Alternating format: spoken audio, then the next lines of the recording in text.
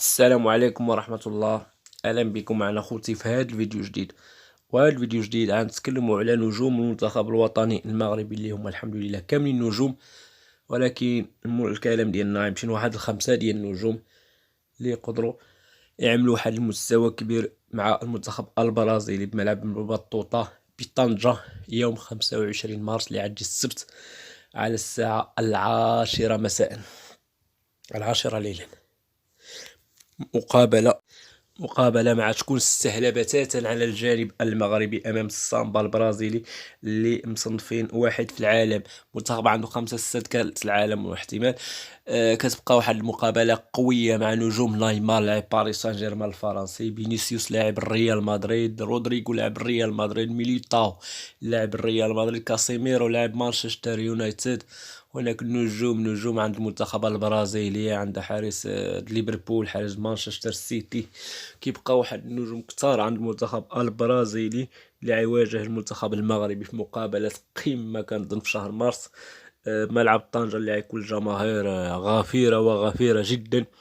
اذا ممكن نشوفوا مستوى كبير من واحد الخمسة ديال النجوم ديال اللاعبين المغاربة. النجوم الحمد لله بانوا على مستوى كبير في المونديال، وثلاثة منهم أنا صنفتهم ثلاثي أول وآخرين كرابع وكخامس. إذا هادو أفضل 5 لاعب في النظرية ديالي أنا اللي بانوا في المنتخب الوطني في مونديال قطر 2022. منتظر أنهم يعملوا واحد المقابلة كبيرة لا مع البرازيل ولا البيرو، ولكن الكلام ديالنا الآن على البرازيل.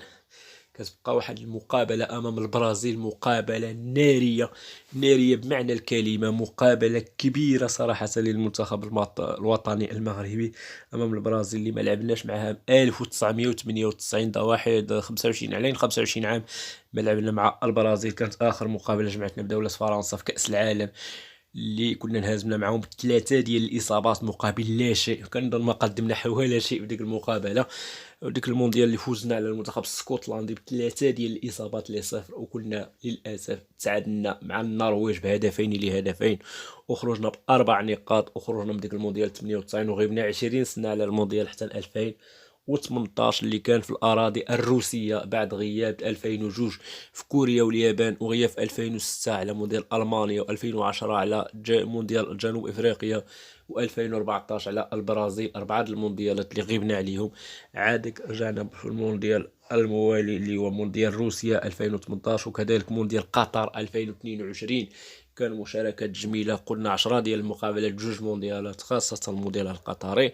رجعوا لمقابلة المغرب البرازيل، والنجم الأول اللي يقدر يعمل مستوى كبير طبيعة الحال وهو حارس إشبيلية الإسباني اللي كيبلغ من السن 31 سنة، وهو نتاج مغربي محض، نتاج الوداد البيضاوي.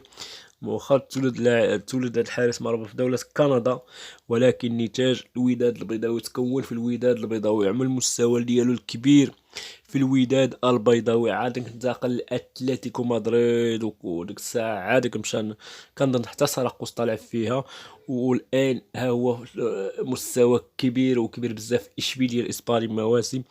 وباقي بعد الهضره كتقول لك غيمشي لمانشستر يونايتد ولا توتنهام في الصيف، ولكن حاليا باقي كيعمل المستوى الكبير مع فريق السيبي اللي ما كانش هذا العام واحد المستوى كبير. ولكن ما نساوش الموسم اللي فات فاز ياسين بونو بجائزة زامورا، جائزة زامورا واحد الجائزة اللي كبيرة في إسبانيا.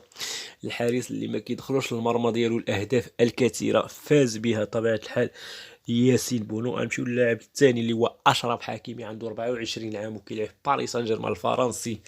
طبيعة الحال لاعب اللي هو ممتاز جدا، لعب في 4 الأندية عالمية، تكوين إسباني طبيعة الحال، تكون في الريال مدريد الإسباني ولعب في الريال مدريد الإسباني، ولعب في بروسيا دورتموند الألماني، ولعب في الإنتر ميلانو الإيطالي، وحاليا كيلعب في باريس سان جيرمان الفرنسي. لعب في 4 ديال الأندية، في 4 ديال الدوريات اللي هي قوية، الدوري الإسباني والدوري الألماني والدوري الإيطالي، الآن الدوري الفرنسي كيلعب فيه كذلك. باقي ناقصو الدوري الإنجليزي، ممكن يلعب فيه بعد الأيام، بعد سنوات يكون في الدوري الانجليزي صحبة السيتي، تشيلسي او ليفربول او اليونايتد او الارسنال او اي فرقة هناك اللي هي كبيرة بطبيعة الحال، لان حكيمي ما يمكنش يمشي شي فرق اللي هي صغرى، لان حكيمي افضل لاعب في العالم الان حاليا. غنمشيو للاعب الاخر اللي هو سفيان امرابط 26 سنه، تكوين هولندي طبيعه الحال، الان كيلعب في فريق فيورنتينا الايطالي، في الكالتشيو الايطاليه طبيعه الحال. لاعب كبير طبيعه الحال سفيان امرابط، اللي كانت جاوا عروض بزاف بزاف، وكان قريب بزاف انه يمشي لبرشلونه، ولكن للاسف الشديد بعد تعثرات في الاخير ما مشاش لفريق فيورنتينا، ما مشاش لفريق برشلونه، وبقى في الفريق البيولا اللي هو فريق فيورنتينا للاسف. سفيان امرابط كنتمناو هاد الحاجه ما تاثرش عليه نفسيا، لا مع فيورنتينا ولا مع المغرب، في هاد مقابله مارش، لا مع في مقابله البرازيل في طنجة ولا مقابله البيرو في مدريد. كنتمناو يبقى في الروح القتاليه ديالو بحال اللي عاهدنا بها في المونديال القطر، اللي بان على واحد المستوى هائل صراحه، بان على واحد المستوى ممتاز. سفيان امرابط مستوى واعر بزاف، لاعب اللي هو لاعب اللي كيتكون لك في المدرسه الهولنديه، كيتعتبر من اللاعبين الكبار، لان حنا عارفين المدرسه الهولنديه واش اللي خرجت. المدرسه الهولنديه مدرسه تاريخيه طبيعه الحال، واخا هولندا ما عمرها فاجات في كاس العالم، كنظن عملت 3 الفينالات في 74 وفي 78 وفي 2010 اللي كانت نازمه في جنوب افريقيا امام منتخب اسباني بهدف انيستا. كنظن مشيو اللاعب الاخر اللي هو عز الدين اناحي، لاعب اولمبيك مارسيليا الفرنسي، هذا اللاعب اللي ماشي خطوه بخطوه بدا في الشبان الرجاء البيضاوي، كنظن ما صعدوش وقيل للفريق الاول الرجاء. هناك غادر الفروق الهواس بفرنسا، من تما مشى انجي الفرنسي، فريق عادي جدا، من الان مشى لفريق مارسيليا، واحد الفريق كبير صراحه في فرنسا. عز الدين اناحي 22 23 عام، لاعب ممتاز جدا، باقي بزاف ديال الوقت امامه باش يعمل المستوى صراحه. فعز الدين اناحي من اللاعبين الكبار حاليا في المنتخب الوطني، وكنعتبرو انا في المركز الثالث في المونديال حيث المستوى، بعد سفيان امرابط وبعد ياسين بونو كان كيجي عز الدين اناحي. لاعب ممتاز صراحه، لاعب كبير عز الدين اناحي من اللاعبين اللي بانوا على مستوى كبير صراحه، خاصه في مقابله مارس اللي كانت في مارس، مقابله الكونغو اللي كانت مركب محمد الخامس، اللي كان مؤهله للمونديال، كان من واحد المستوى الرائع اللي خلانا نمشيو لكاس العالم. وفي كاس العالم اكد داك الشيء انه زاد داك المستوى الرائع، وباش مشينا للمونديال واكد ديك تما. وتعجب به المدرب لويس انريكي طبيعه الحال، مدرب منتخب اسبانيا، وحنا ما متنيش ان حتى يشهد فيه لويس انريكي عاد كنقولوا اناحي مزيان. اناحي حنا عارفينه من اللاعبين الكبار صراحه حاليا في الكره المغربيه والبطوله الفرنسيه، خصو بعض الوقت عاد كينسجم مع اولمبيك مارسيليا ويبقى يلعب كاساسي.